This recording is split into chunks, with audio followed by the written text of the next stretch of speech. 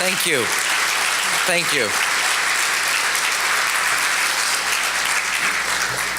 I want to thank Ann and the whole Alvarez family, but particularly Ann, because when she says to be on my schedule, I now leave this dinner to go home and work on 7th grade algebra. This was not my idea of a longer school day when I started this campaign. That it starts at 7:30 for me on 7th grade algebra. But the reason I said I wanted to be on time was I go to have family dinner. As you know, during the campaign, my family lived in Washington, so I try to make it home all the time. Unfortunately, it's stuck with 7th grade algebra. I want you to know I'm doing very good at 6th grade humanities, though. Let me say a couple things on a serious note. If I didn't have my family here, I'd be having dinner tonight with another family, and that is everybody here at Casa Central, and specifically the Alvarez family. Because from the moment I said I was going to run for mayor, the Alvarezes, father, mother, son, have treated me like family. And they were my family away from family when my own family was gone. They love you without question, 100%. Loyal, 100%. And most importantly, honest, 100%. And I could not ask for anything better from a family. As I want you to know, the dental's taken care of, college is taken care of, so I'm open for adoption anytime.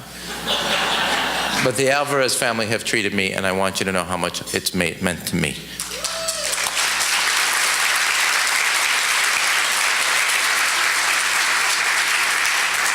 But that sense of family is natural when you go to Casa Central and you see what they do. From grandparents to newborns. Truth is, as Ann talked about what I'm trying to do at the city, I couldn't do what I'm trying to do if it weren't for institutions, and most specifically like Casa Central. I can't achieve what I've envisioned for the city without a partner like Casa Central. And if every organization had that capacity for professionalism, that capacity to deliver, regardless of where you are in your life, and that sense of social service, this here wouldn't be this great. They're unbelievable. It's an incredible operation. And the only thing I wish is I could scale it up bigger. And I thought not only about this at Casa Central, when I set up the transition from the election to my office, the executive director was a co-chair of my transition, working on social services and our delivery of social services.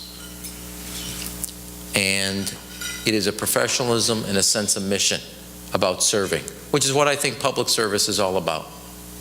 Ultimately, it's about giving something back. We are a better city, we are better communities if we give something back. That's true on the philanthropic side for those that are here or there, for those who have dedicated their lives to public service. I used to teach as a congressman in high schools in my district.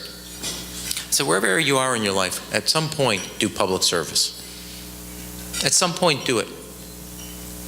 You will be a better person because your neighborhood, your community will be a better place to live.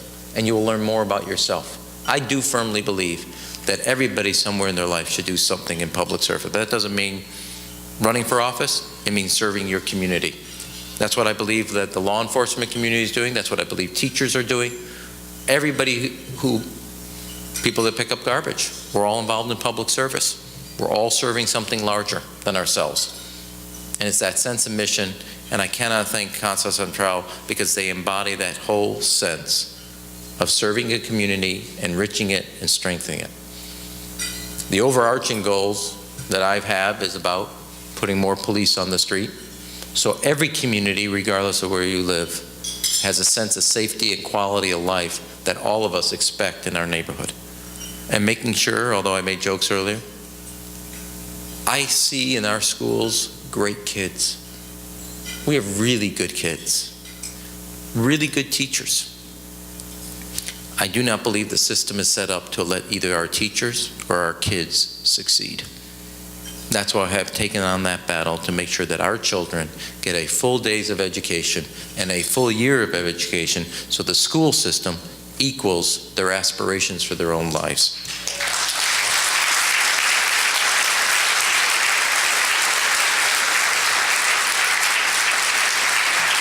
I was never going to be a party to a system, in my view. I understood what the teachers got, and they deserve recognition and support financially. And I understood what the politicians got. Nobody can tell me in this system what the kids got. And if you can, I have yet to find it in the 5 months I've been there. Not one of the people in this room went to a school on 5.5 hours a day in the shorter school year. You got here because all of us, regardless of where we started, had two things: the love of our family and a good education. The rest is up to us. The most important door a child walks through for an education is the front door of their home. The classroom is where they learn. At home is where they learn the value of an education. And I am convinced we will be a great city if we make our educational system reflect our values and the priorities we set. So every one of those children in the city of Chicago, when you look at their eyes, you hear their voices, we give them a chance and a system and an education equal to their dreams. I do not want any part of this city where a child is only 2 miles away from the glitter of downtown, and yet, because of their educational system, it will always be out of reach. That's not the city we love.